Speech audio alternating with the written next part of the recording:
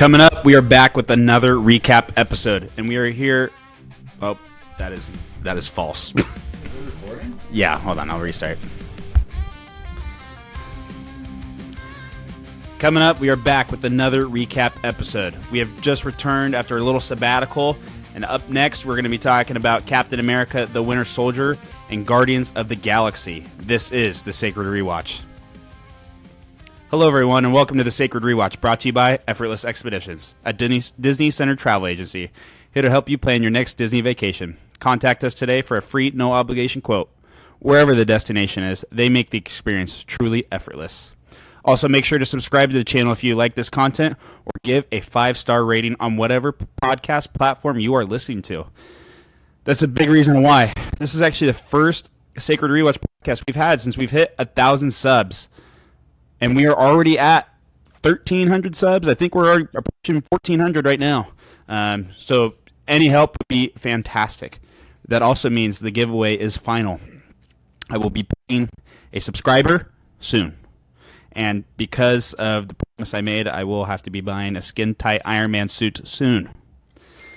Today I am joined by Andreas. What's up, guys? How we doing? Austin. What's going on, everyone? And our fellow philosopher, Brody. Who the hell's Brody? Well, guys, this is actually the same group we had for the Doomsday announcement, but now that we've had some time to think about it, how are you guys feeling about a 7-month delay? I thought you said it was only like 3. No, it's 7. Bro, Austin, do you remember anything? I do. 7 months. Oh, I got time. I can't. I don't have to watch the entire Daredevil in 1 week. You still do. Bro, what are we doing? Yeah. Brody, what do you think? I think this is great, and I'm glad that we get more time to talk about the movies individually instead of like rushing through them. Yeah, I think it's going to help us a lot for our rewatch because we were under a pretty intense, rigorous schedule. So it'll help us be able to dissect and spread out things a little more, get some better analysis probably. And with this delay, too, for the listeners out there, you may have been able to tell we've been kind of under a delay ourselves with releasing some of these episodes. So we're going to try to get to a weekly drop where we record in the same week we drop it instead of the Avengers episode. It feels like we recorded it a month ago. We may have recorded it a month ago. But we'll get to a more consistent schedule and bringing you up-to-date news as Doomsday gets closer. But yeah, do you guys want to get into Winter Soldier? Yeah, but all I'd like to say is that E-Ticket Talk has been consistent so far. So you guys should go check that out. It's good stuff on there. If you're a fan of Disney parks, we're putting out great content up there. There is no specific topic we cover. We've done a little bit of everything to this point, but this next week we are going to be doing another episode of Protect, which is news to our co-hosts. They have no idea that in 3 days we have to do one, but we will. So let's get into Winter Soldier, guys.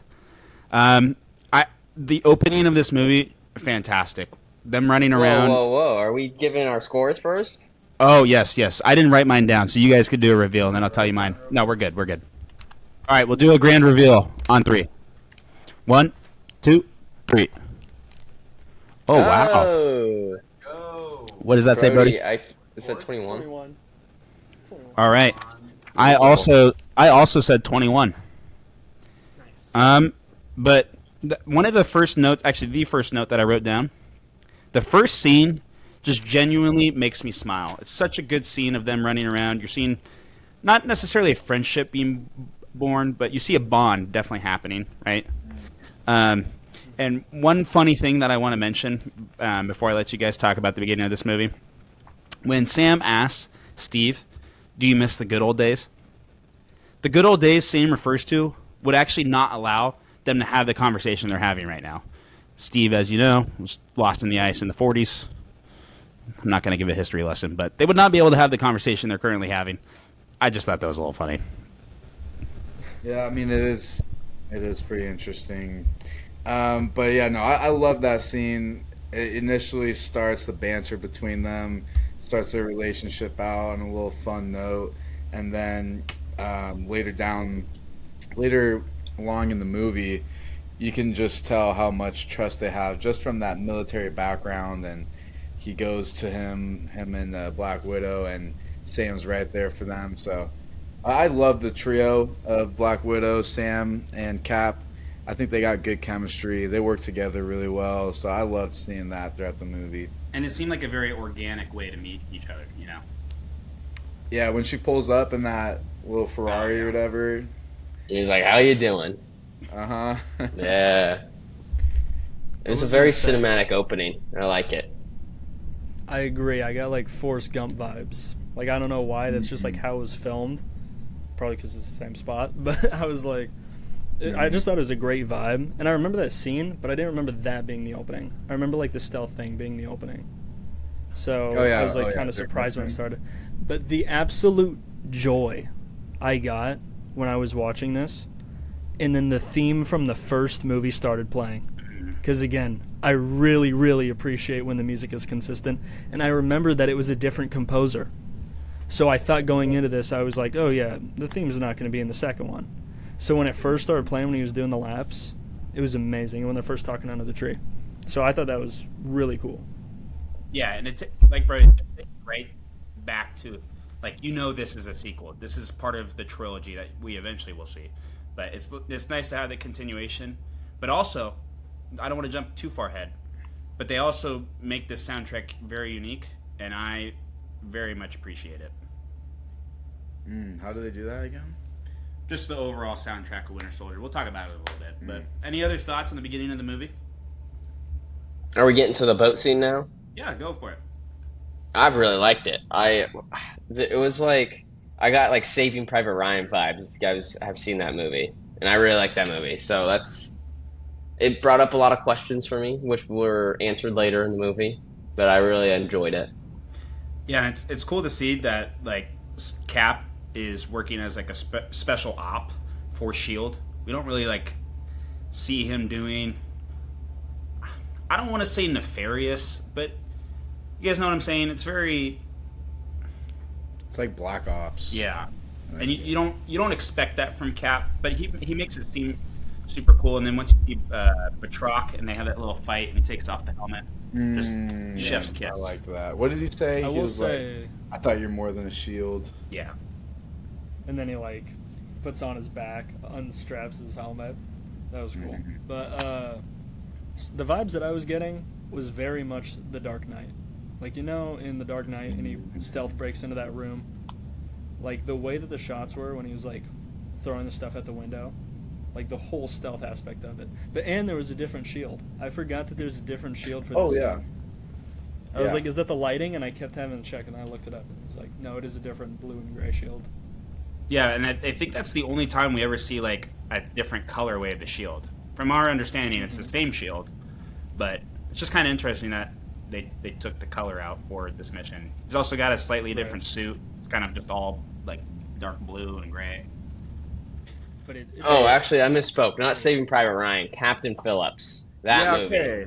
Okay, I read it wrong. That was something else I wrote.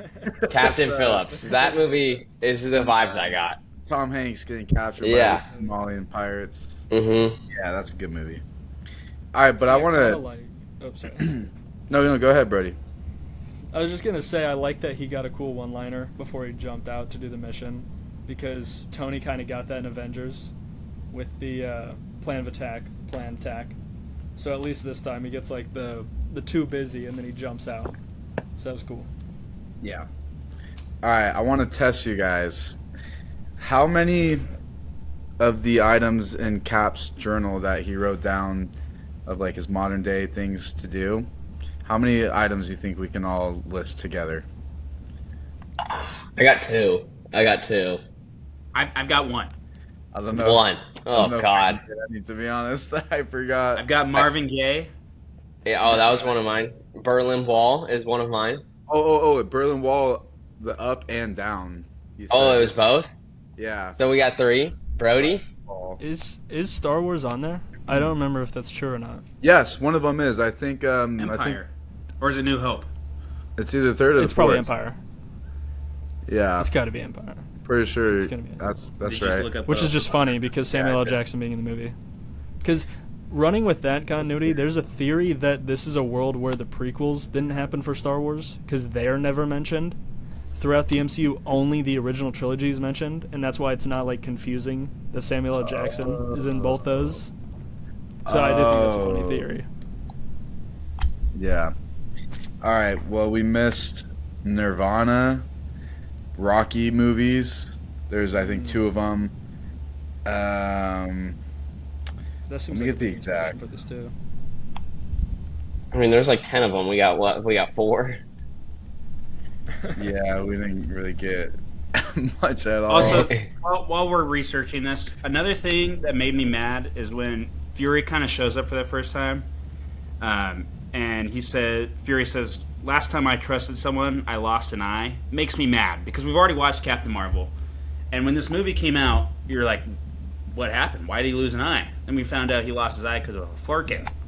That's not a person. He didn't trust the flurkin. I mean, he kind of did. He trusted Captain Marvel to like be like, "Oh, the Florkin's got it safe." Then he's like, "Okay, I just got the cat." But he's just a grade A fibber then at that point. But the I way think that the that's all he scene does is plays- fibs. The way All right, that the guys. scene plays is just not as cool. So, I Love Lucy, the TV show, the moon landing, Berlin Wall up and down, Steve Jobs, Apple, disco, Thai food, Star Wars / Trek, Nirvana, Rocky 2, and Trouble Man soundtrack. Okay. I don't know. What else would I throw in there? What else would you guys throw in that list? Probably like World War, or no, He's already in it. the end of World War II. Well, post World War II. The Cold War, maybe. I don't know. War. I feel like he would have been up to date though on Cold War because he's up to date on like all the military aspects, but all the like pop culture stuff. I would have loved to see Steve Rogers get groovy in a disco. Right. MTV. When did Michael Jackson really get popular? Like the 80s. So yeah, Michael Jackson. I think they left him out for other reasons, but Well, this came out in like 2014, so like peak Michael Jackson post-death controversy. Yeah. Well, it's hard to wait this long to talk about it. Bucky, he's back. Or the Winter Soldier. his theme is awesome. I love That's it. literally my It's first so note. cool. Bucky's theme gives me chills. And I even know who it is. Like I can't even say how many times I've watched this movie, but every single time I see it, and he pops up with the metal arm, and he's got the suit that we never see, which is with the goggles. I think this is the only time we ever see him with the goggles. He just looks so sick. And those goggles, they're bulletproof. I think so because they got shot right, and he had to take them Yeah. off. Dude, Black Yeah. Widow Yeah. sniped him. And I think. So, are the DC police, were those actual DC police, or were those like some just like, Oh, fake. That's an interesting Hydra. question. yeah, were they Hydra or? He they rang their lights or their siren, and then they turned them off, and then he gets T-boned. Mm-hmm. Yeah. Seems a little sus to me. I think there's still some Hydra people out there. It was also kind of like a genuine jump scare. I don't know. Even watching it a second time, I knew it was coming, and then just gets wrapped. Yeah. There's Yeah, so many people I'm angry about in this movie. I really like this Agent Sitwell, and he's gone. I liked Agent Coulson, he's already gone. You liked Sitwell? Yeah, like it was the one shot that got it for me. I liked him. Oh. I like that there was a little bit of build-up for Sitwell going into this, so you kind of knew like where he stood. Another thing that me and Andreas actually were rewatching the rewatch. We were watching the scene. I like that they brought the congressman back from Iron Man 2, and he's kind of like looped in all of it. Yeah.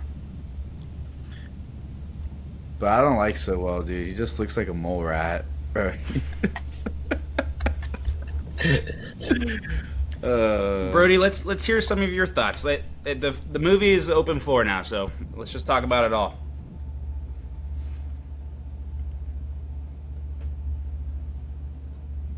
Brody? Brody, I think you might be muted, man. Hello? Yeah, there you go. Hello? Okay. Anyway, so I know we already talked about Bucky's music, but I think it's one of the, like, cool things to note is that, like, when you're making so many movies like this, That might be us. like, it's hard to set yourself, like, apart with sound. So to make it, like you can't hum Bucky's theme, but to have just a sound, like, you don't even have to do the same theme. As long as it sounds like that, people know that's that character.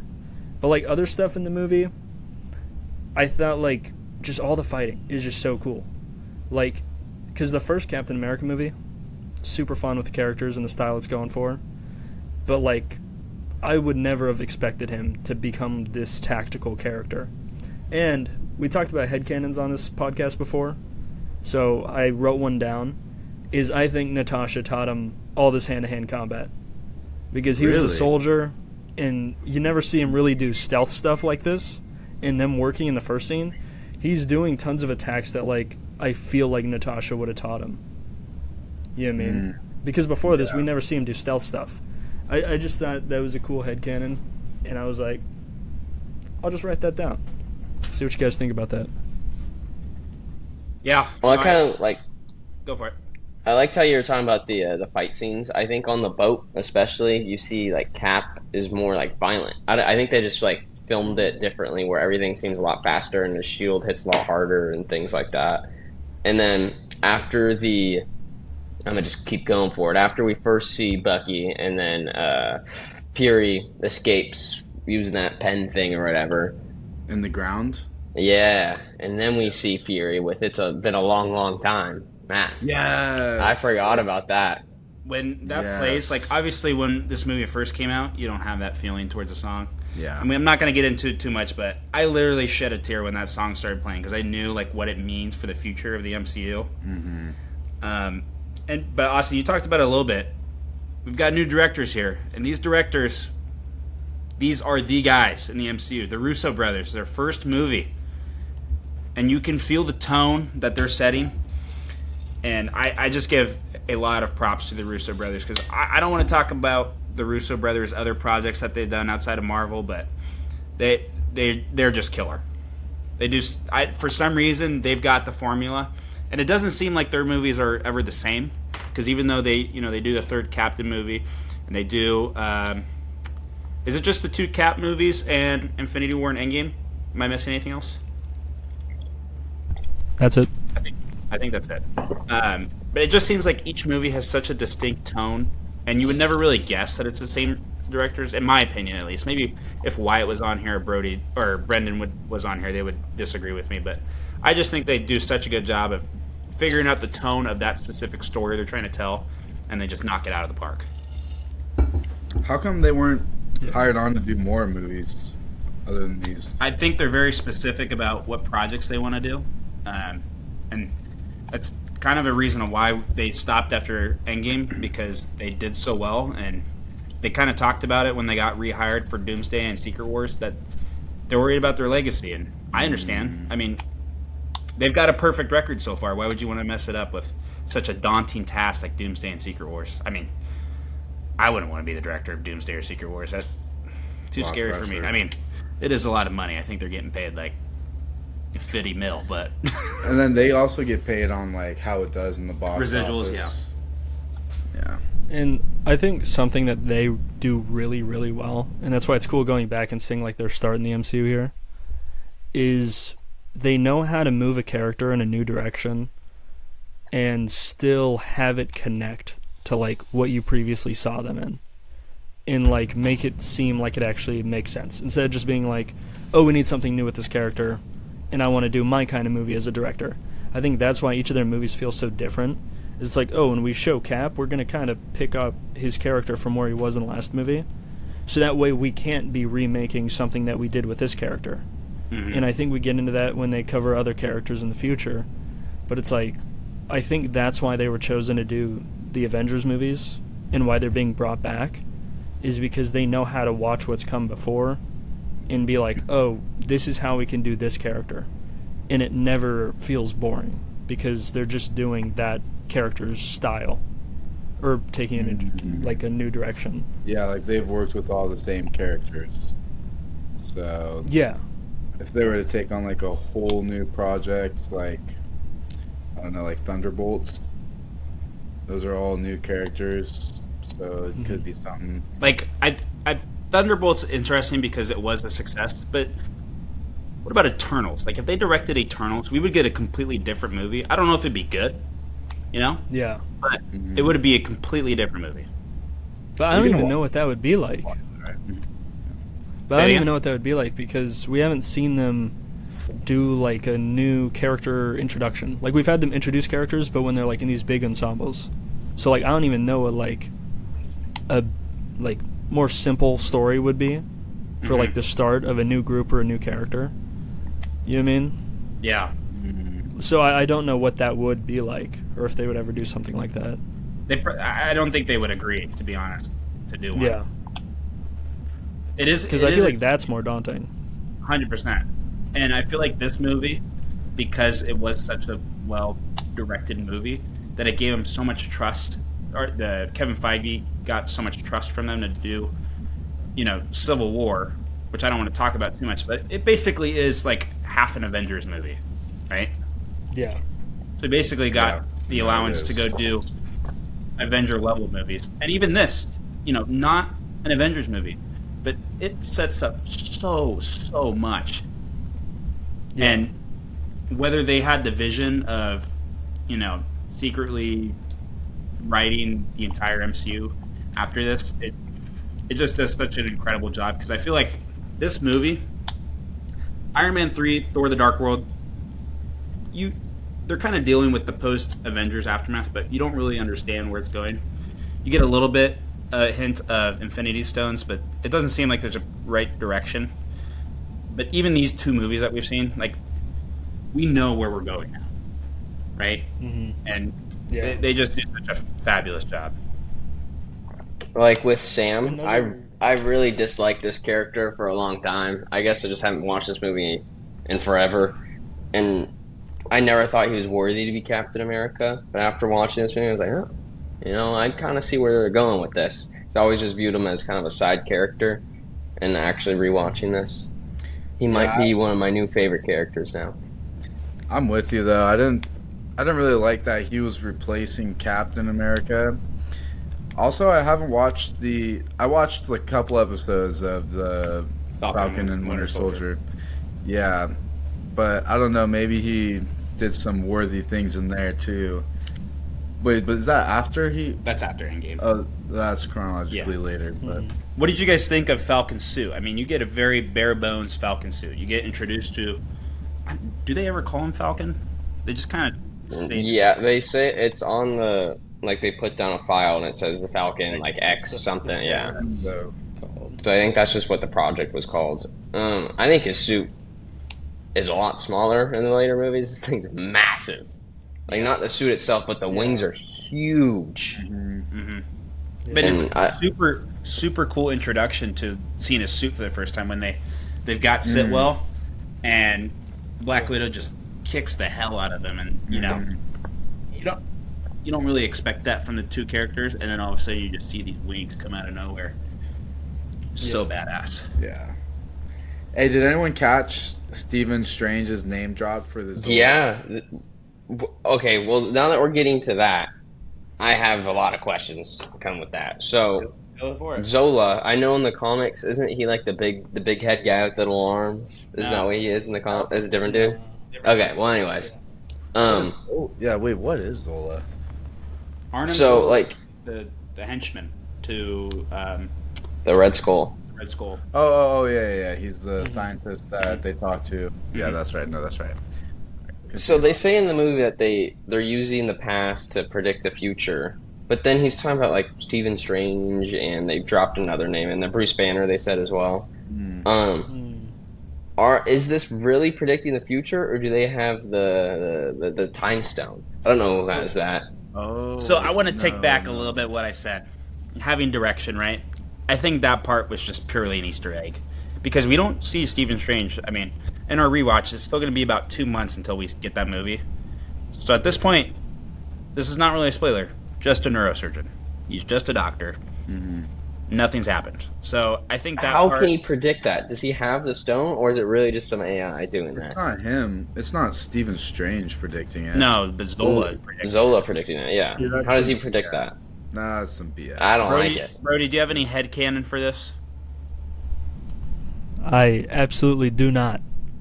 This was because the thing is, like, I feel like they just wanted to drop it because they wanted someone to start thinking like, oh, what does audiences think of Doctor Strange?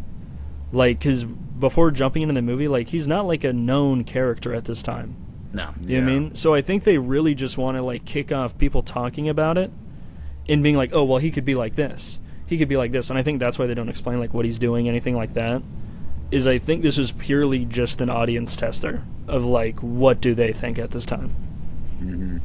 Yeah, because I think even from when this movie came out in 2014. Doctor Strange doesn't come out until like 2017. So 3 years. Like, I don't even know if the movie Is had it even 17 or 16? Oh, it may be 16. Maybe I'm thinking I of Black don't know Panther. why I thought that. But, yeah, I don't know. I think you're right. It was I think it probably is. already in the works, to be honest. Like, I feel like most of these movies were in production for, like, a long time, and it's just when they finally get picked up. Mm-hmm. But, like, I do get the impression that they didn't know, like, fully what the story was going to be. If they already were working on it, then why didn't they shouldn't have said the name, right? Like, they already knew what the premise was going to be. Well, like, when I say working on it, I feel like they just have, like, a stack of notes. Like I said, like, I don't think the story's worked out. I don't think it's, like, fleshed out, we're making this movie. You know what I mean? Like, I think that's what I mean by, like, they're making it. Like, I feel like it's just, like Armor Wars. once it gets complete. Yeah, exactly. Exactly. But I feel like this... Like, I don't think it gained so much traction that they were like, oh, let's make a movie. But I feel like this was on their... I feel like they were planning to introduce him before they got into larger characters just because he's such a powerful person. You know what I mean? Yeah. And Yeah, they're but kind of moving towards the magic stuff. so Zola is supposed to predict like the success or like the future of some supposed to predict future level threats. future threats. Yeah. So at this moment, Strange is still a neurosurgeon, and they just like have a prediction that he's gonna become all powerful. You But know, what do they say? Do they say that they think... Do they say anything about the magic? No, they all they said was it's the what's the name of the program? I can't remember. The Mary Star, or is the No. No, the program of the helicarriers going out and eliminating targets. I didn't write that They're down. really just saying they're trying to predict Insight. Yeah, Project Insight. They're trying to predict future level threats like Bruce Banner and Stephen Strange. And His project was called Operation Paperclip. That's what his was. Zola's was. Yes, but Paperclip allowed Project Insight to happen. So do we think that he just had him marked because he was such a great, like, neurosurgeon? Because he is, like, an AI at this point, and it's his brain upload into that? Do we think that that's why he was marked? I think it's a combination of him being so smart, and we'll find out when you watch the movie that he's so freaking arrogant. He's so confident. Whether they knew he was going to become a sorcerer, because I feel like that is just a far-fetched thing. Yeah. I don't know. So is Zola dead now? Like they blew everything up. My headcanon, he's still floating around somewhere. That's my headcanon. That'd be cool. You can't get rid of an AI just by destroying a computer, right? A singular monitor. They Not said, even a computer, a monitor. Well, he said that all of his things are in 200,000 miles of tape under. But they were all in ground. that like little base. They got blew blown that up. thing up. Yeah, so he's gone. Homie's gone. But if he's that smart, there's Guys. got to be something. Yeah. How does Cap and Black Widow escape that rubble? Because like the entire Shield search party was already right on them, and they were still in the rubble, and they were super weak. I think it's crazy that they even survived the rubble. They went down in an elevator and they just appear on like I don't know, that's kind of crazy to me, but you know, It's Captain some of that America, stealth I training. guess. They just tiptoe. They tiptoe out. Yeah. Another Easter One egg of the- I'd like to talk about. One of the scenes I wanted to talk Did about. anybody peep Joe sorry. Russo was the doctor? I'm lagging. Oh yeah, I remember this Oh, one. Brody, Like I you remember missed hearing about this one. So now that we're rewatching, I was like, "What? Is We it just cutting started out?" talking. No, you're We're good. You're good good. Okay. But like I had heard about this one, so like rewatching, I was keeping an eye out for it. That's all I was gonna say. Oh, did you catch it this time? Is it lagging? Yeah. Okay. Just keep going. Well, Brody. I think there was so many different iconic moments here, and we've kind of skimmed over the Winter Soldier a little bit. Him catching Cap's shield. Dang, that was sick. Very iconic moment for me. And a question I have about the Winter Soldier is why did they put him on ice if he's this behemoth? Why'd they freeze him? I don't think freezing him, I think, allowed them to like get the technology to become the entity that he is, because I think the first thing they had to do was fix his arm, because he lost a portion of his arm, and then I think they ended up just taking all of it. Yeah, look, it didn't really seem like he lost his arm. I think they just cut that thing off. I think he probably broke it pretty bad. They just all had to go. I think they should have just pulled like a little Gamora and just cut off all of his limbs and make him a little robot, man. Here's a question that I Shout had out during Rocket. the movie. Rocket. What do you guys think his arm is made out of? Because when it hits the shield, it kind of stops. It's gotta be vibranium. But how would he get vibranium? We don't even really know vibranium besides the shield at this point. Well, I mean, if we just jump to the end of the movie, they have Loki's staff. I mean, they just got everything at this point. I mean, they're just stealing stuff. Isn't there someone dealing vibranium still at this point, or not yet? We don't know that yet. But theoretically, there could be sources. Yeah, I mean, if Okay. they were able to get vibranium in the 40s, you'd have to assume that some type of vibranium was still being passed out 70 years later. How did Yeah. they get that for Cap's shield? I think Howard Stark just obtained it. I don't think they really talked about how. Yeah. They said that was all that they could And he get. said that's all of Yeah. it. That's all they could have. Yep. I remember they went downstairs looking at weapons, and then he picked the But then again- prototype shield. Wait, Yeah. but like, I don't know. I was gonna say there could be some connection there, but I don't think so because I don't know anyone that Stark would be dealing with that would like get it to that point. Maybe one of his weapons dealers. Well, I do True. think soon we could be getting answers, because you guys seen the the animated Wakanda show that they're working on? Is that So- canon to the MCU? Yeah, it will be canon. Wow. It's going to be an animated show. It's not is concurrent the right word? Because each episode is like its own story, where they're going to be going through different people related to Wakanda throughout the entire history. And I think it goes back far, like 500 AD is like the earliest one.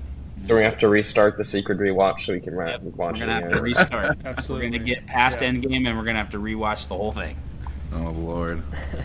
But I think we're going to get some answers about the shield, because to this day we don't know. Yeah. So I was what gonna- was Hydra's whole?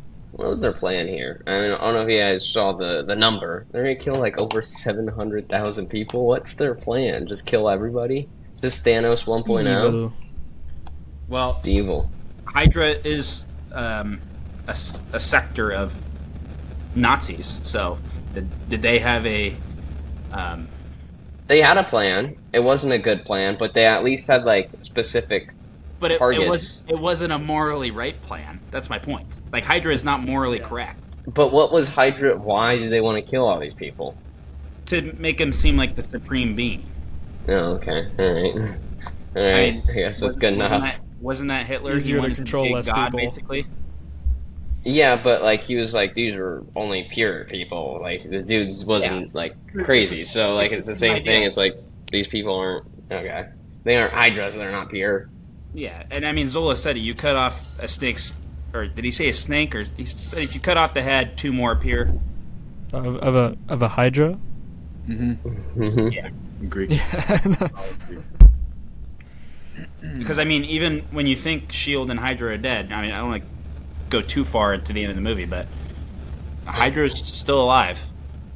So that Rumlow guy, the one that Cat beat up in the elevator, Yeah, go ahead. is he alive? Who'd they take out? Who's the guy who's burnt to a crisp? That would be him. Interesting. Well, they pull him out at the end. That's what I was gonna say. He's still alive, I mean, you would assume so. and they put him in like hospital Dude. ward or whatever. But he looks That Yeah. that montage at the end was so good, like so good. Mhm. The song with the scenes that was like, it was amazing. I didn't remember that montage at all. Like all those scenes being like right next to each other. And this is my point about the Russos.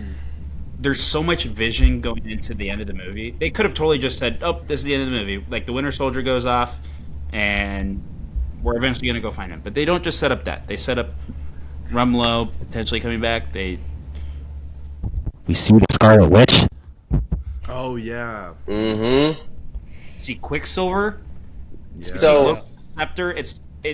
The amount that this Yeah. movie sets up is just insane. After we've just watched an amazing movie, you could say that this ended at the hour 45 mark, and I'd be like, "Oh, perfect movie." But another question that I had with this end credit scene, this is kind of the first time I thought about this, is how done does the movie they're making the end credit scene for have to be? Because what if they had to completely recast one of these people? Like, Like Elizabeth Olsen. Yeah, like say they had to recast Aaron Taylor Johnson and Elizabeth Olsen at the end. we don't even really see Like, how far Quicksilver at along all. were they with the next movie? Yeah, you do. I would say they get the same amount. The scene doesn't end with him, but he's on the left side. They I couldn't do much with don't him even other ever than see his fast. face. I swear I just saw his hair. He's going like this. He's like He had freaking super out. long hair, though. Yeah. Yeah, He's tweaking. He's crashing out.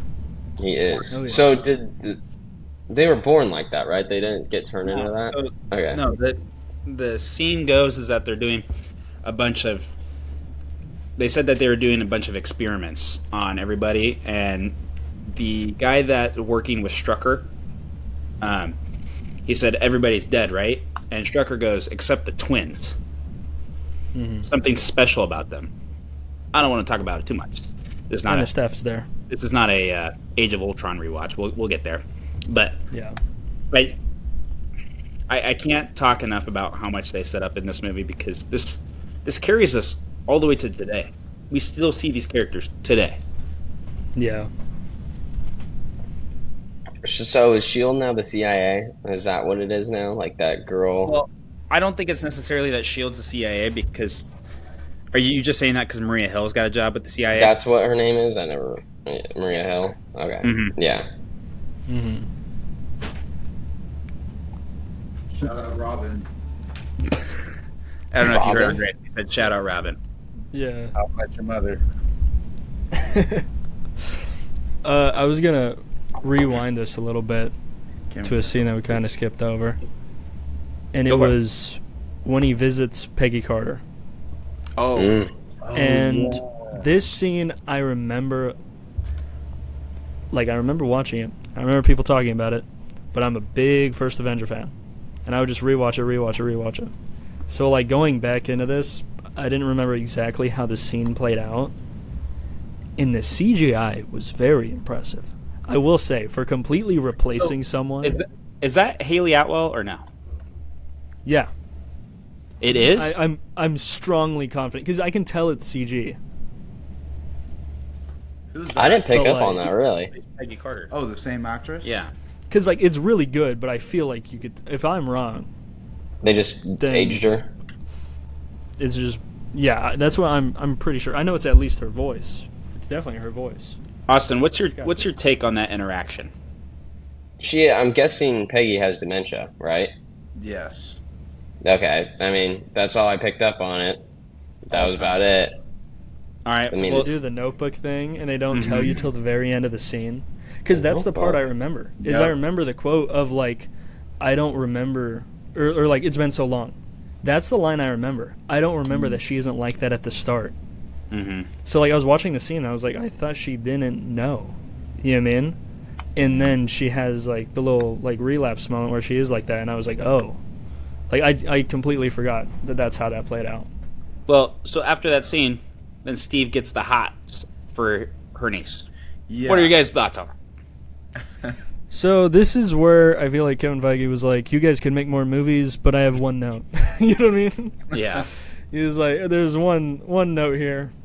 Maybe don't do the whole Star Wars thing. Yeah. You know what I mean? I would say it's a little bit better than Star Wars because it's not They're not blood True. related. Yeah. True. wait. But like Let me here's the clear problem this is the whole opening scene they're talking about people that he won't go on dates with. And the one that they finally say that he might go on a date with is related to Peggy. So Austin, you Wait, know Maria Hill is Peggy. No. No. Maria What? Hill, what are you talking about? I'm so confused, guys. You know Cap's neighbor in the apartment, that girl that's like Sharon Carter. yeah, and she's like a nurse. Yeah. And she's actually an undercover shield agent protecting Yeah, Cap. and that at the end credit scene, she's with the CIA. You said her name was Maria Hill. Am I being Oh, dumb? no. I'm sorry. I was talking about... I was mistaken. No, that's Peggy's niece though. When did they say that? Is Peggy. Have they even said that? Did they? She said that's my aunt. Oh yeah. Okay. Oh, okay, all right. I missed that part. That makes sense. No, I led you down the wrong path. I was mistaken. Who's Maria Hill? Am I? Nick Fury's right-hand woman. Oh, whoa. Okay. Yeah. We haven't talked about Nick Fury dying yet, guys. True. He's dead. What else is there to talk about? Right? Well, like, A little Tarantino were the reference. doctors in on it when he killed himself? He didn't kill himself. He took that serum that Bruce. Yeah, gave him. so he killed himself technically. I guess So like, were the doctors in on it? they must have been.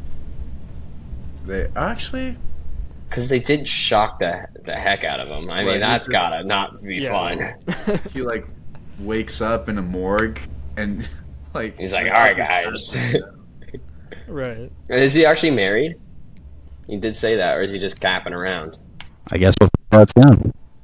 Or not. Oh, okay. It's actually going to be a while before we get an answer, but maybe. I don't even know the answer. I have no idea with that. Wow. Okay. I don't remember that. at Austin, all. I'm very excited for us to revisit this conversation in a year because Jeez. Good lord. There's no way we're gonna remember it. but I think you'll like the response. But to move on, what else did I want to talk about? Let's talk about the elevator about- scene. Oh. Talk about iconic, the elevator scene. You take Yeah. us away. What are your thoughts? So, can you guys refresh me on what happened right before the elevator scene? Like, why? What happened before? I don't remember. This is when they're all Push the breaking button.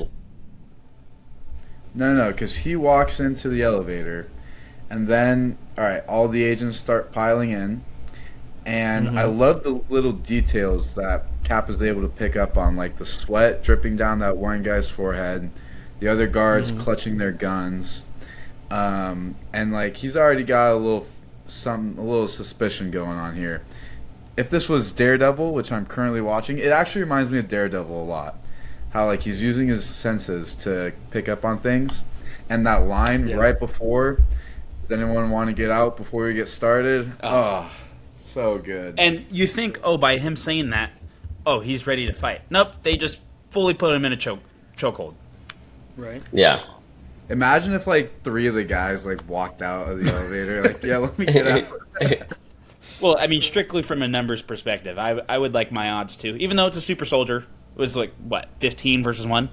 Yeah. Yeah, and then like 50 guys right outside the elevator waiting for him. Dude, what I would have loved is everyone goes to punch him, but they're like 1 split second off from each other, and he just spins with the shield, and they all break their hands punching the shield. Like it's just over. You know what I mean? It's like it's just on them. I understand Cap surviving a lot of this stuff, but that when he jumps out of the elevator, there's just no way he survives that. But he it's would go so splat. cool. He would go splat, man. It's like 1,000 feet to that lobby.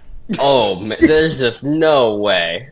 I mean, what about him jumping off what's the the highest helicopter jump into we've the seen him water? Like that's. I mean, close yeah, to even water. that. I mean, yeah, the water Those would be are as hard as Minecraft rules. concrete. So I was like, okay, I mean, I guess it's the same thing, but just seeing that is just a little much. But, I mean, it takes a lot to put a super soldier in the hospital, and Bucky found a way to do so.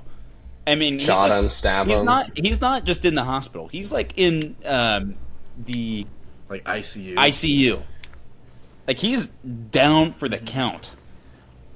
Well, he got we've never seen Cap get like shot straight in his chest. I guess even his stomach. It could be worse. Right. Yeah. He got I will shot say- a few times in that last scene with Bucky. Yeah, the arm, Yeah. the stomach. He got stabbed. And he's still fighting him. Like, lifts up the Yeah. beam for Bucky to get out from. And So, do we think Bucky recognizes him? Like, there's something in his subconscious that feels like he knows him? Well, he did before he got his mind wiped again, and then he kind of forgot, right? And then he was back to his old self. But then another part, for whatever reason, this movie had me very emotional because when they're fighting, and Cap says, "I'm with you till the end of the line," and you go back to that scene when they're talking about, "I'm with you till the end of the line." It's just such an emotional line, and whether that's what snaps Bucky back in and realizes I know this guy for whatever reason, because the moment Bucky has any emotional inkling, kind of pulls himself out, because the Winter Soldier is one cold. He is heartless. He is heartless. Yeah. Yeah. I wrote that down too. Powerful quote. With it to the end of the line. And I like that Cap refuses to fight too. He drops his shield. Yeah. What were you gonna say, Brody? A minute ago? You said, "Let me just say," If I can. and then we kind of cut you off. You'll have to give me a second to remember what I was gonna say because I kind of just got on board with this talk. Because I was like thinking like that whole final fight was just so cool, and I loved the glass on the bottom of it because I think that room's different than the ones we see on the previous helicarriers. But just the glass of like the tension of like, oh, he could like totally just break that and fall. And I mean, based off that giant drop that he does earlier, you would just presume that he would probably survive that. But the tension is still high. But I was gonna ask about the helicarriers. What do you guys think about the basic, like, we're just going to point a gun at people? Because, like, is that one of those, the stakes get too high where you can't really... It takes you out of the realism of it. Kind of takes you out of the realism. Because, like, at the end, I think that's why the Bucky and Cap thing works so well. Because, like, oh, these are the stakes. You know what I mean? Like, because that's how I'm usually fine with something like we're going to just have a giant weapon and kill people. And, like, that's, like, kind of a lame thing. But as long as you're working with your characters where you have something else to care about like this, usually I'm okay with it. Yeah. Do you guys think the death count in this movie is higher than Avengers? I was really thinking about it. Every time they fight in the street, man, they're just mowing down everything. And the How many helicarriers, people, too. man, the helicarriers, Oh yeah. Yeah. right? But didn't they like fall in the water? Yeah, they crash into the water, so that count. I still think the Avenger kill count is way They were higher. like, yeah. And Okay. just for the rest of the MCU, they talk about the Battle of New York in such a way that's, we've talked about it already, in a 9/11 way, like this catastrophic event that's like forever etched in history. Yeah. They don't really talk about the helicarrier crash of 2014.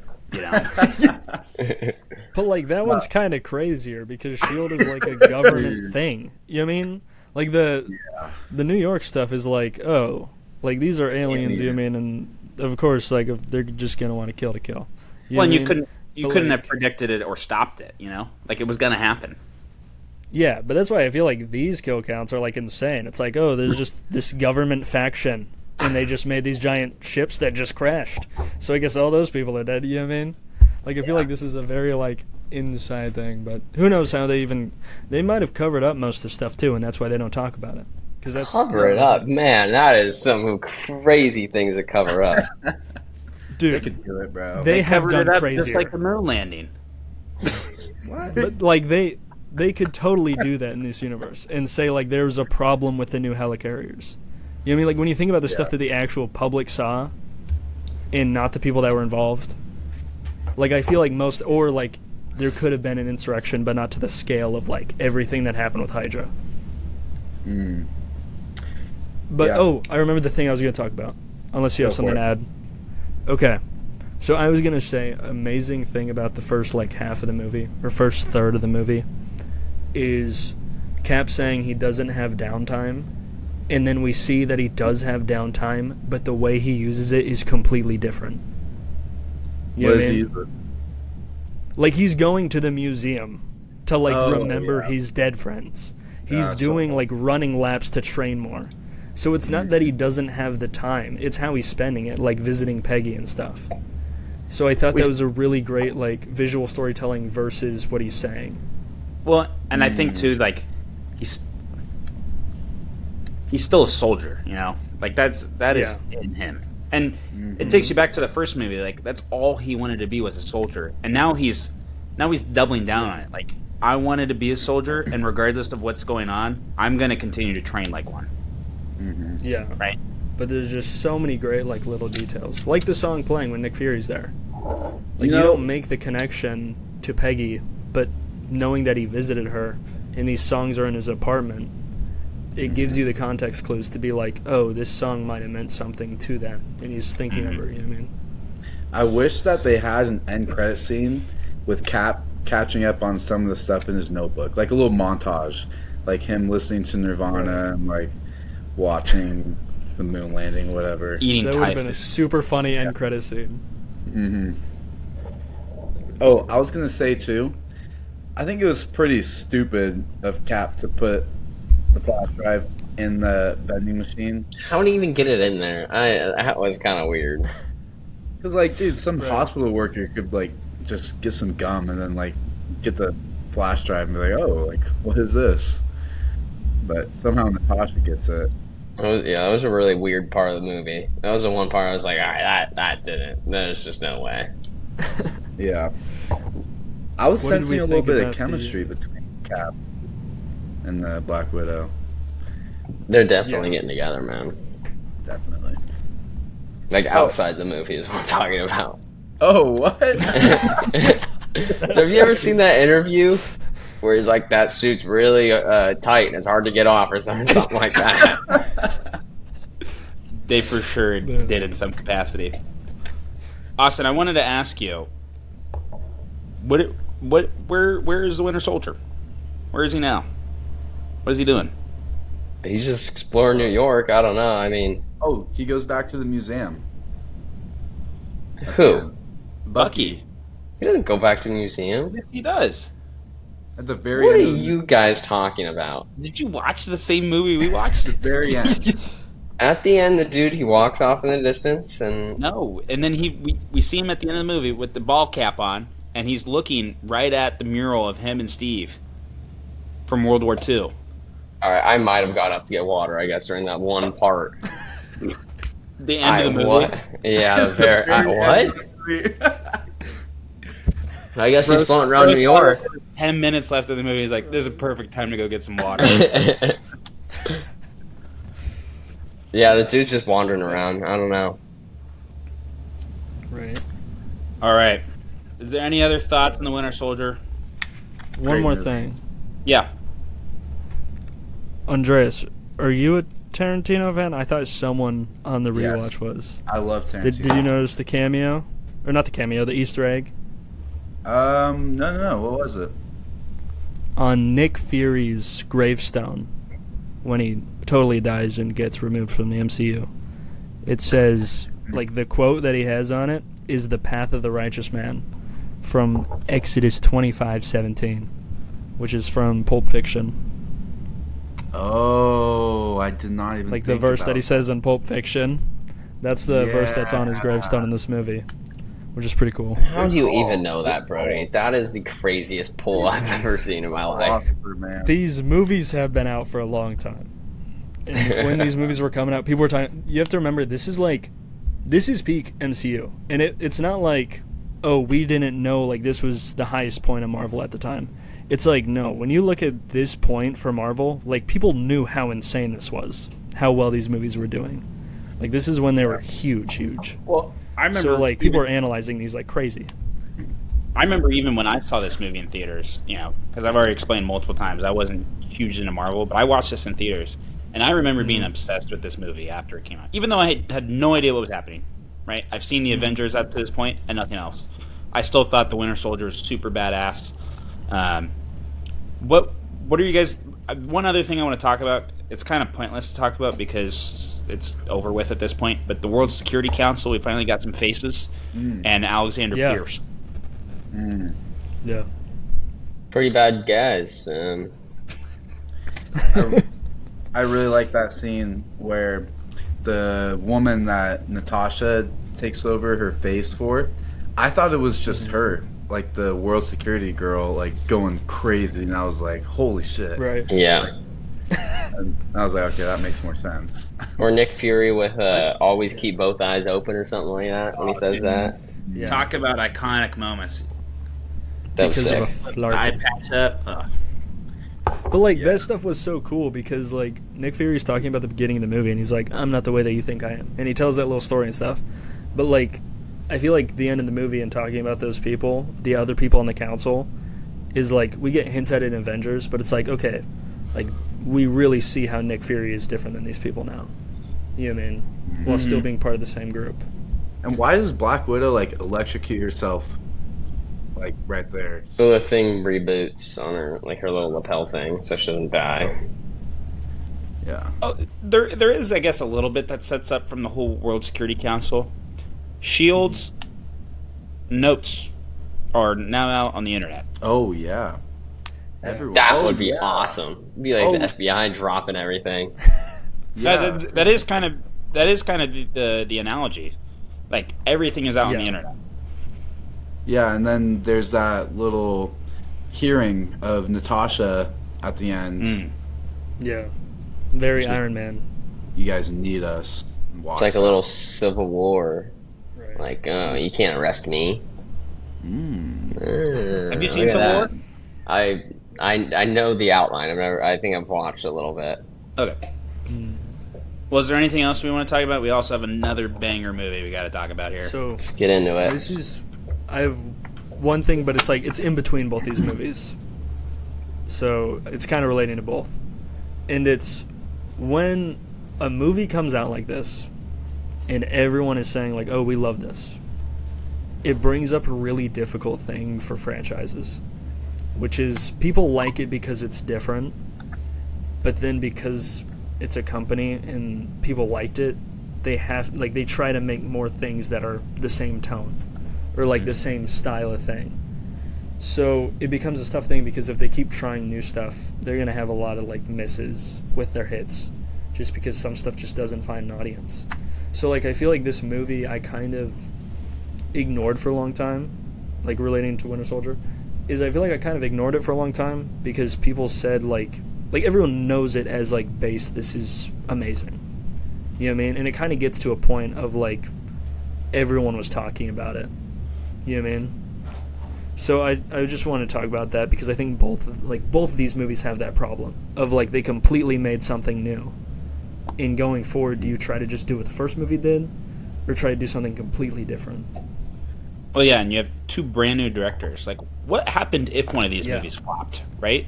Like, we would not be sitting here right now. I don't think. Yeah. It's a And good weren't the brothers working on... The only other thing I know them from is Community, right? Didn't they work on Community? Yeah, Wyatt is definitely the resident Russo brother expert, I would say. Yeah. I feel like he knows a lot more about it. But, like, at this time, same with James Gunn with this next movie. Like, people knew James Gunn for Scooby-Doo. Like, people knew him for other stuff, but mainly it was Scooby-Doo. So, like, these really, like, boosted these directors. Yeah. To me, that's the only, like, main thing that I knew him as growing up, is like, oh, he made the Scooby-Doo movie. Bro, you were like... He probably did other stuff. Wait. He made the Scooby-Doo movie? The live-action movie. The one with the dinosaurs in the with museum? Matthew Lillard and the giant creatures. Yeah. Yeah. The most amazing live action casting ever, by the way. I had that on VHS. You know that? It's a great movie. Really? I have it on DVD to my left. Not on so- DVD. That's how old I am, guys. I watched it on VHS. Damn. Brody, The only how are you? movies I had on VHS was like Toy Story. Austin, do you even remember the VHS machine we used to have? No, wait. Are you talking about what Scoo? There's 2 live action Scooby Doo The movies, first right? one. There was a sequel to it too. Yeah, and the sequels like were like Matthew Lillard. they're getting high and stuff in the van, right? What? Yeah. That happens in the first one as well. It was gonna have a higher rating than it ended up having in some stuff remade from that. It was gonna be a more, this is them now, realistically. Well, is Brody still there? No. Well, this is a perfect segue. If you like this content, after we review Velocipaster, Yes. we will be adding Scooby-Doo live action James Gunn onto that list. So be sure to give a comment if that's something you're interested in. Well, I think this is a great segue into Guardians of the Galaxy. Austin, am I still here? Yeah. You guys want to get the scores ready for Guardians? Mm-hmm. Let's do it. I learned something in the first 5 seconds of this movie before it even started. Well, after we do the scores, you can take the floor. All right. 3, 2, 1. 22, 24, and 18 from Brody. I gave it a 18.5. Me and Brody are on similar wavelengths today. Ooh. I Okay. think me and Austin are a little generous with the scores. No, I really like Winter Soldier. This movie was hard to score for me. I really liked you can't get better sound and score than this. Yeah. The story, I think, because it's like story and arcs. This wasn't a 5 for me for story, but the character arcs are a 5. So it was hard for me to give it a 4, but not. I just think the character arcs for me, it was above a 5, so I had to just give it a 5. Like everyone, like obviously in the second Guardians, we're going to see everyone develop even more, but everyone developing as a team and everything, it's great. But I learned that Vin Diesel is Groot. Has that always been a thing? You didn't know that? No. I think that was a big selling point to get people to go to the theaters to watch this. Because they knew Vin Diesel was a character, and then they realized he only says the same words. 3 words. Is this Technically the four, most but- someone's been paid What? for I am Groot. 3-4 words? No, dude, you also did not watch the end of this movie. How many We water are breaks Groot. do you have? Tell us, Andres. We are Groot. Oh no. No. Are you serious? When is that? What is it at the end when he does all that? Yes. Yeah, He says, yes. we are Groot. Yes. I didn't catch that. That's such a crucial part of the movie. I didn't catch that. Speaking about character arcs, man, you missed the biggest one. That's crazy. Well, Groot's a little baby now, okay? So he's got some developing to do. Well, we've got 2 seasons of Groot coming up. But before we get there, let's talk about Guardians more. I thought the intro was very interesting. It kind of started off on a really dark note. His mom dies, and then out of nowhere he gets abducted, and I was just super confused. What is going on? I think James Gunn did a fantastic job. Right, this is a completely new universe of characters. We've never met any of these characters, and that first scene, you still feel for the character. You've never seen this guy before, but you still feel for that scene, and you feel for the pain of that situation, and all of a sudden he just gets nabbed up. Yeah. What does his grandparents do? Just oh well, thank goodness we don't have to take care of this kid now. What? He's just gone. I don't know. Where's his Straight dad? to jail. Where's his dad? Well, I know where his dad is. Yeah. But keep that to yourself. He's not Terran. They do reference it in So this Terran movie. means Earth? Is that what we're... Dude, Yeah. can we... Everyone needs the same name for Earth. Terran. I'm over this.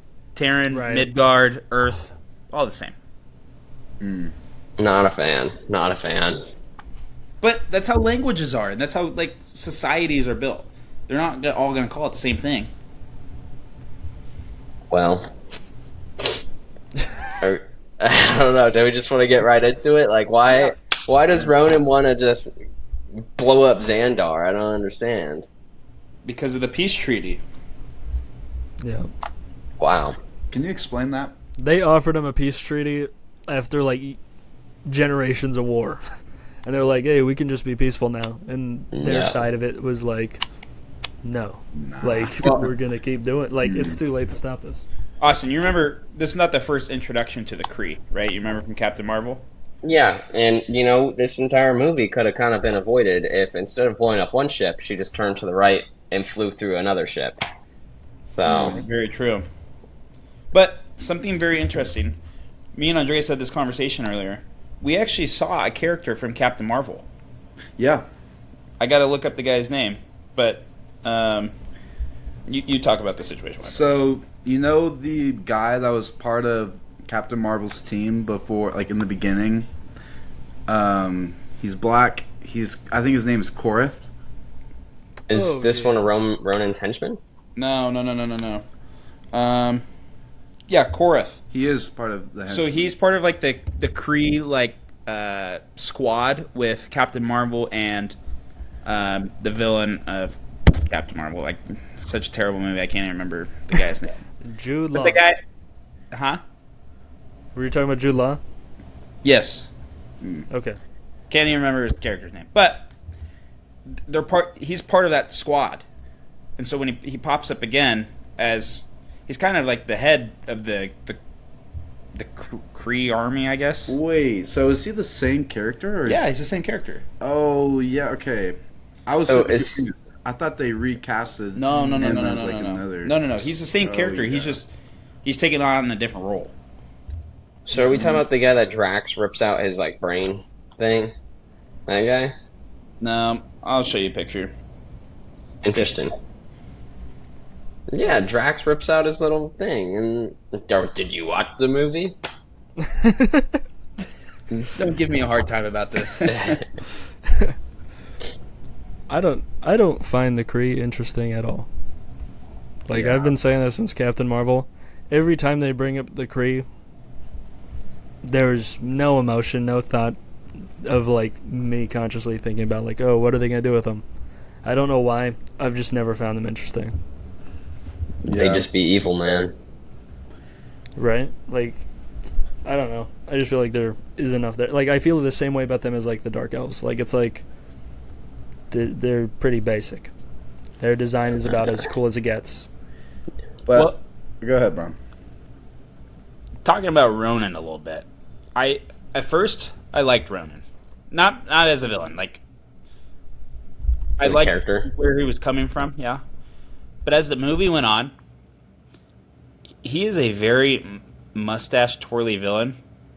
And I actually, like, the only reason you think he's a good character is because he's talking to Thanos and he's working with Thanos. But other than that, you take Thanos away, he's a terrible villain. Terrible. What do you mean? He It just doesn't like the feels- peace treaty, man. Well, that's the reasoning. But the thing is, it feels like Loki, but without the entertainment of Loki. Like, Loki would do things that's, like, visually cool. Or, like, just interesting acting. And I feel like to try to make him different, since he's already in the same kind of story area as Loki in Avengers, like, I feel like they just made this one more boring. Like, in comparison. Mm-hmm. Yeah. I think this movie did a really good job of very quickly introducing all the characters in a story-driven way, right? They all get arrested. Mm-hmm. So they go one by one, describing what each character is, and very quickly you get an understanding of who's who. Yeah. Sorry, the machine's broken. Yeah. Like, one thing I also learned, I didn't know Nebula and Gamora were daughters of Thanos. I just thought they were kind of just chilling with them. I don't know. Thought they were randos? Yeah. They're just from a bag of Skittles. Oh, and so that's kind of relates to Loki and Thor's relationship. How like Gamora's, Gamora's the favorite, and that's very evident. Same with Thor is the favorite, and they both are behind and never. They're wanting to get on top, but they just. Why is Gamora the favorite? In I know one they of said them- that, but why? Well, I remember Thanos would always send Gamora on missions, and if Nebula didn't like do a good job or Comply. whatever, yeah, he would take a body part off. Or Oh yes, that's in later. Yeah. Okay.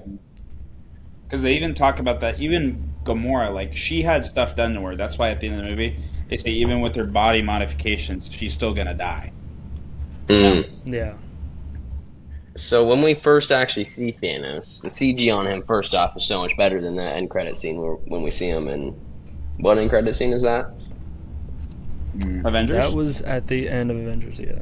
Yeah, his CG there was awful. But like, you know, why is he just chilling on a rock? Is this like a blown up planet or something he's kind of chilling on, or like, But what is he doing? To take you back to Avengers, that's Or a farming.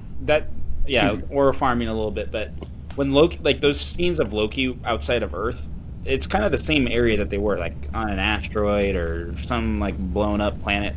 It's not different, but I do agree. Like trying to headcanon that, I don't know. They call it his sanctuary. It's just a rock. Literally a rock. I love when Ronan just like kills that guy, Thanos' like assistant. on Oh that yeah, level. that was sick. Where he just like flips his head around. Yeah. The colors were really cool. I will say that to be watching the movie before this one, and we're kind of getting towards the desaturated era of Marvel. To see this movie, it was back into like the Thor of like the really bright colors. Space looks really cool. It doesn't look like space in any other movie of just the black with white stars. It's super vibrant colors, super cool. I think that's why I like Xandar so much. The colors and that are just super I want vibrant. to talk about the prison breakout scene. One of my favorite scenes in the movie. When they all start to team up, and oh my god, it's so funny. Just Rocket wanting to get that guy's leg and having no use at all for it. But I came up with this one little cool correlation. So I don't want to spoil any further Guardians of the Galaxy movies, but we know Rocket has been taken apart, put back together. He stated that when they were fighting all drunk in the bar. But I think that Rocket likes to take people's body parts because of the trauma from his past. And it might be a way for him to deal with it. Like, oh, look, he doesn't have a leg, and he's laughing. But, like, knowing all the stuff he went through, I think it's a way for him to deal with all the trauma. Oh, I really like that actually. That's a crazy call out. Maybe you're But going to that be also, right? I just lost my crown for that. But like, it's really cool. But at the same time, like, now a lot of the jokes in the movies, I'm just gonna be thinking about that. That's like really dark and like, like I think it's true. Like I think that's a great way to look at it. But now, like every time there's like a funny joke, I'm just gonna be like, oh man, that's like really awful. Like, that's like really bad for his mentality. Yeah, in the next movie too, he's like taking people's body parts. Yeah. Because I watched a little bit of it. We were gonna watch that one. Yeah. So we kind of get a little backstory, which I finally understand slightly. When the collector is like, "Oh, there's 6 singularities, so there's 6 Infinity Stones floating out there." We don't get really more than that, but and it's so sad seeing the collectors everything get blown up. I was really pressed about that. Really? Yeah, because he has so many cool things in there. Just want to see it all, and now it's all gone. I think. Well, I know we see him later, but Howard the Duck is free now. Now we can watch the movie. Right. so I thought you told me he's not canon, but we see him. No, his movie isn't canon. The movie. Yeah. He has a movie. Mm. Yes. I think probably the first Marvel movie that ever happened was Howard the Duck. What? Are you serious? Yeah. Well. Very early, 1980s. Yeah, I don't know when those other Captain America movies and everything were. Yeah. Oh, wow. I think Howard the Duck was like a true Marvel production, though. You know what I'm saying? Yeah. Because isn't it Jim Henson? I think Probably. It's probably. I think him it's doing the Jim puppets and Henson or stuff. George His- Lucas. One of those his guys company or two. actually like made the Howard the Duck movie, because Howard the Duck, 1980s, was a puppet. Here he's CGI, but Check. That's actually a really great. Well, and also talking about the collector who's in the nowhere, right? What is this head of the celestial being?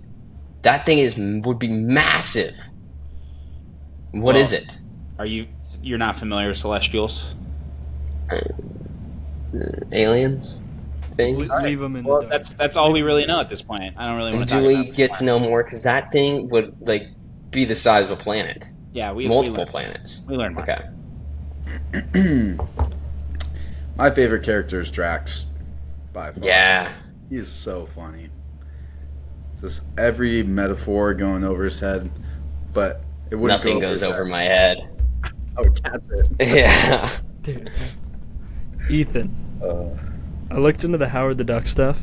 Yep. You not only taught me a new thing about those movies, but a new thing about George Lucas. And for that, was like, I George truly Lucas. commend you. Executive producer, not director. Not Oh. director, executive I knew, producer. I knew he wasn't director, but I knew he had heavy Yeah. influence on the movie. So But, like, the reason I know about I this, thought I was at the point watched, where I knew all this. I watched a 2-hour-long documentary on how they made Howard the Duck. I was in a van driving through the entirety of Italy, and I watched that movie to kill time. You didn't want Most to look beautiful at the place with the most surroundings of beautiful Italy. movie. No, we were kind of in a terrible part of Italy. But Dude, you don't want to. It was a weird place to be.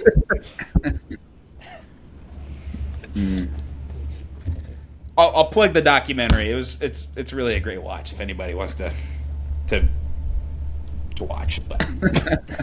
All right, do we want to talk about Peter Quill a little more and kind of talk to everyone else a little bit? You mean Star-Lord? Yeah, Star-Lord. Yeah, Right? Starboy. Star-Lord, man. Starboy. I think he's awesome. Go for it. I think... So, this was happening a lot at the time, where they kind of use your expectations of the character and just kind of make him like, oh, this character thinks he's that. Like, they did the same thing with Kylo Ren, like a year later. Is like, oh, we can't convince you that this person is as cool and as evil as Darth Vader, so the only way to really trick you into thinking that is make the character think that they are as menacing and brooding as that. They do the same thing with Star-Lord, is it's like, we can't make a character as cool and laid back as Han Solo, but we can make a person that thinks he's Han Solo. And I think that's a great way to play off the, like, oh, he's from Earth. He's seen movies. He's seen Footloose. So him thinking that he is, like, the cool guy just makes complete sense. And is just so perfect for his character. Yeah. Well, and that first scene, like the scene where he's walking with his Walkman, right? And he's just so casually, you don't know it at the time. You guys have to understand, this was the most casual interception of an Infinity Stone that we've ever seen.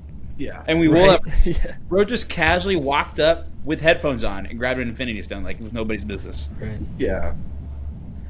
And he goes in his ship, and we get a little glimpse of his character, the woman bopping out. Oh yeah. Yeah. Is that this kind of a stupid question, I think. Doesn't she become the collector's like assistant?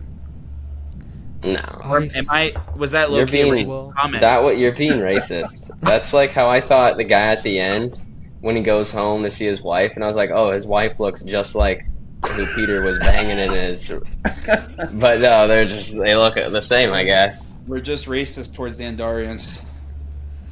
That's what they are. The The purple shirt- people are Xandarians. I would assume Yeah. so because Yeah. his wife, Oh. they live on Xandar. I get some of my questions answered of if a human or a human looking and a little other looking person, and they come out looking like the other person. Come out looking purple. Stronger genes. Mm. Yeah. I really like the character arc that's being built between Gamora and Peter. And like they got some chemistry. They have some moments like he gets her to dance, and just seeing how they start off like this, and then seeing them progress throughout the following movies. I like it. I'm kind of a sucker for the romance, so I like seeing these little separate little romance plots develop.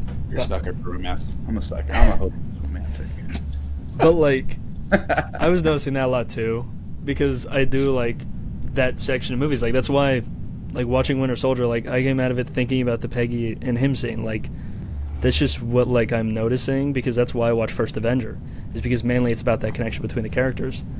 And I think that it's really great, because the thing I like about First Avenger, and I'll always talk about First Avenger in every movie no matter what it is, but like they do the old-fashioned movie romance because it's supposed to be like an old-fashioned movie. So again, taking the character Peter Quill, and he watches all these 80s movies and stuff, giving him a will they won't they relationship is like, it just makes sense. And when you're trying to set these movies apart, doing a small change like that goes so far in changing the tone of the movie. Well, and what's interesting about that too, especially just after watching Winter Soldier, you get two very similar relationships. Like, it's not a given. I think, Andreas, you asked me this earlier. Like, I think you were talking about Gamora. Do you wish that they kissed? Was that something you asked, or was that more about Steve? No, it was Gamora. I think it's like Brody's saying. I think that's okay for a movie to, like, you're not sure, right, if it's going to work out. And even to this point, like, you don't know entirely how Gamora feels. You know that, like, she's grateful that, you know, she got saved. But even then, like, you know, we're in the 2010s now. Like, it's not the 1960s where there's a how would you say it? Like Indiana Jones-esque, you know, women in despair, you know. Damsel in distress. Damsel in distress, thank you.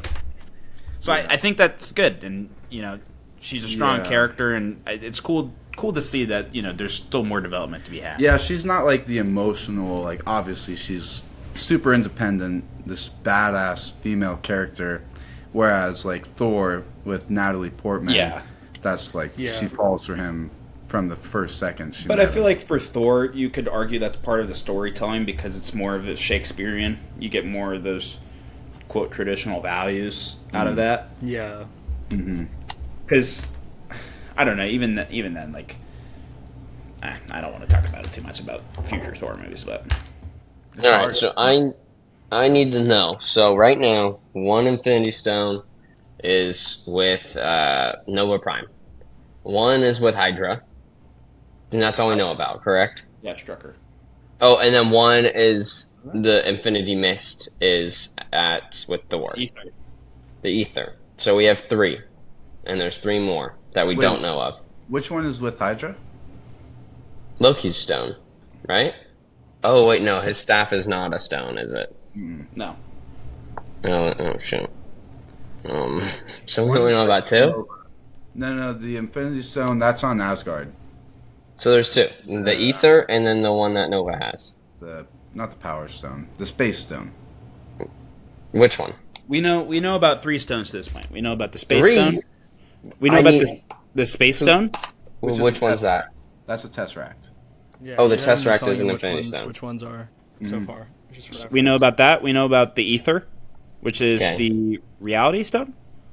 And we know about the Power Stone, which is the one that now from this Nova movie has. Okay. Yeah. We still don't know. Who has the Tesseract? Because they didn't keep it with the Ether. They gave it to someone else. Wait, they gave it to the Collector, right? Oh, Did they? They did. Yeah, they gave it. So he has it. Okay. But yeah, we still don't know of 3. Okay.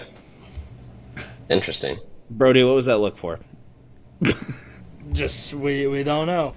We don't know what's going on with them. This is Brody's I've first seen time these watching the movies MCU, before. so he's just as curious as of us all about what the other stones are. What else? I didn't take any notes for this movie because I just watched it today. But There's not many questions I had during this movie.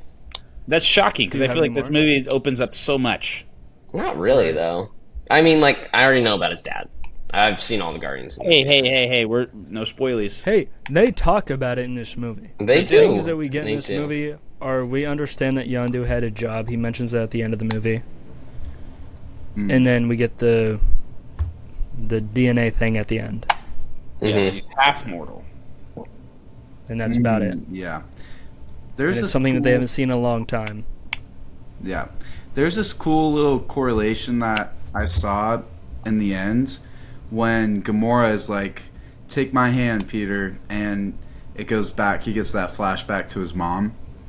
To me, that reminded me of Spider-Man when Andrew Garfield redeems himself by saving, I forgot, Zendaya, yeah. MJ. Oh, I was like, I didn't know if you had seen that movie. I was like, Yeah. And that's like a redemption moment, you know. Andrew Garfield redeems himself, and then Peter redeems himself. I thought that was a cool little full circle moment. I mean, I no, we'll get to it during the Spider-Man movie. well, I wouldn't say love, but I would say I like how the ending raised the question about his blood, and that's what gets him to open that gift. Because there has to be a logical reason for why he would open this. You know what I mean? So I like that cliff note of like, you'll keep an eye on them, and then he's like, you, and then he just goes, yeah, me, and then he like goes and he's like questioning who he is, and I thought it was really cool to like see that set up so much.